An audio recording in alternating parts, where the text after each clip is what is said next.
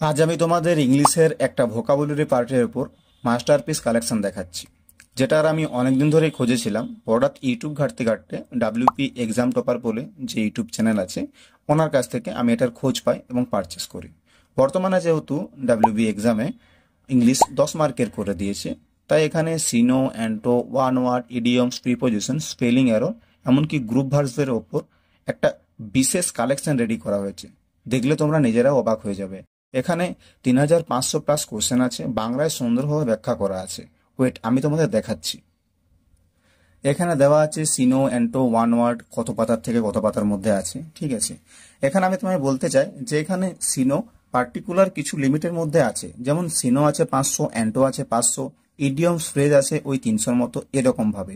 মানে তোমাকে হিউজ পরিমাণ পড়তে হবে না, তুমি যদি এগুলো কভার করে যাও তুমি 10 মার্ক হামেশা কভার করতে পারবে।